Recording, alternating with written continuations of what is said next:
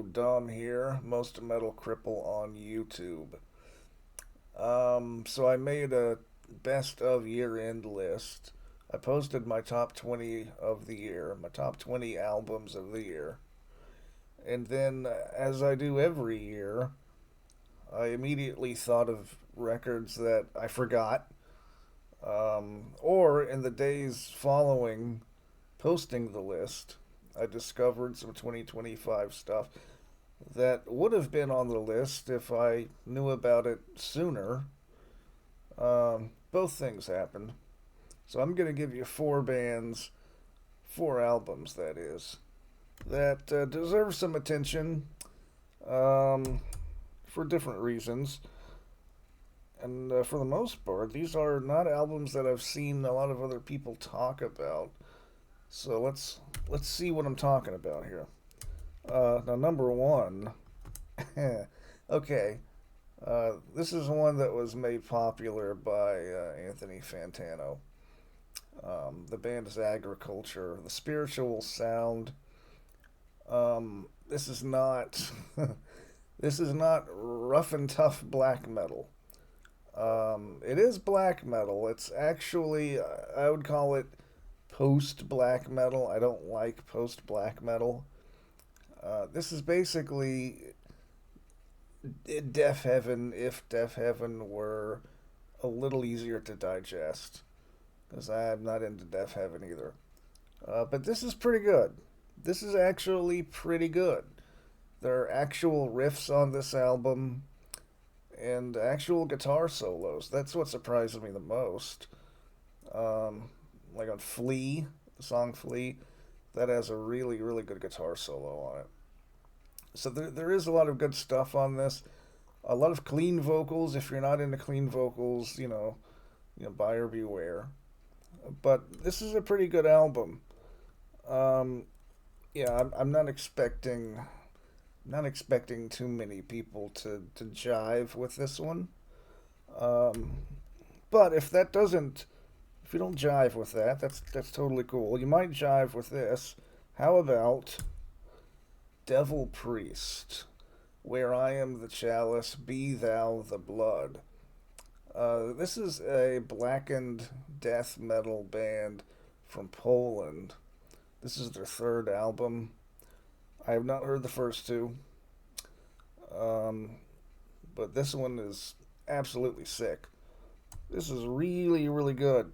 And it almost sounds like Vader on steroids. It's basically like Litany era Vader, or even Deeper Fundus on steroids. There's just a ton of. I mean, how do you describe death metal? Really, I sound like a moron when I try to describe death metal. I mean, the blasting is there, the riffs are there. It's got everything you need, and it's high energy. It's very high energy. I did not discover this one until a little too late. Otherwise, it would have been on my list. Um, Check out Devil Priest.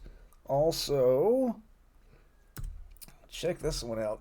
This one definitely would have been probably in my top five if I had discovered it just a little bit earlier.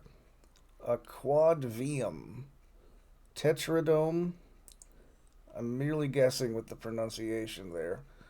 But this is actually a project. It's a collaborative project between Steve DeGorgio and the dude, the bassist. He was in Obscura.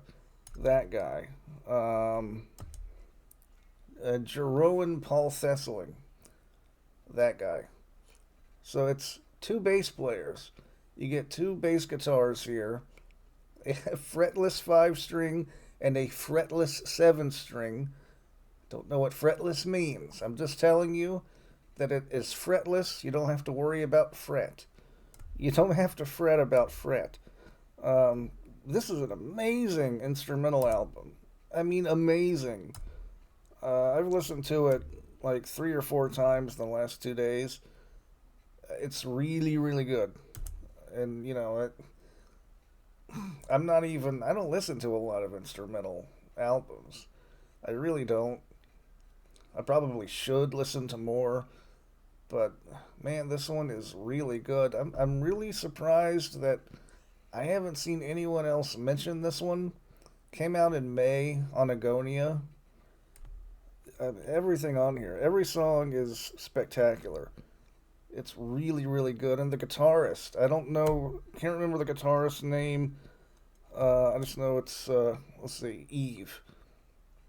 I just remembered that it was a woman, but I don't know anything about her. Great guitarist, great everything. The drumming, great. The fretless stuff is very fretless and very great. Yeah, check out Quad VM if you haven't.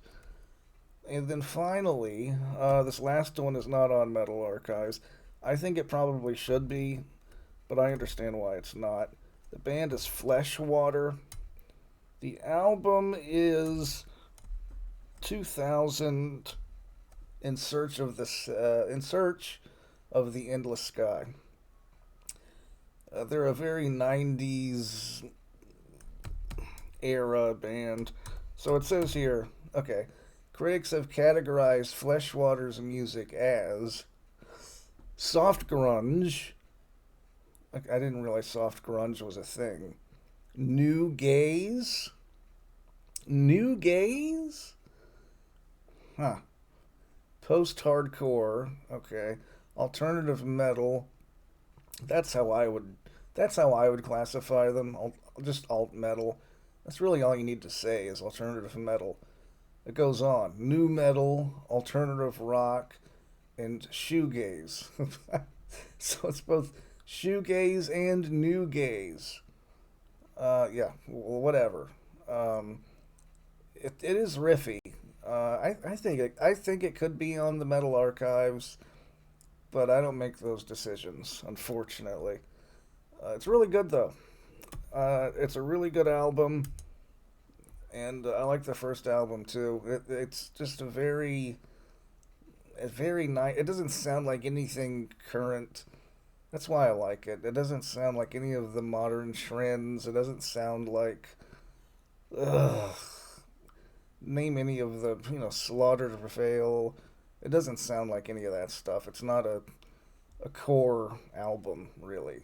Even though there are hardcore influences, yes. This is just alternative metal. That's all.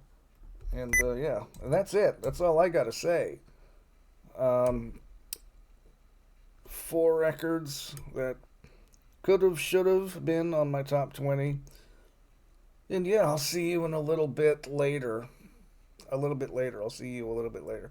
Whatever. All right. Don't like or subscribe, for God's sake.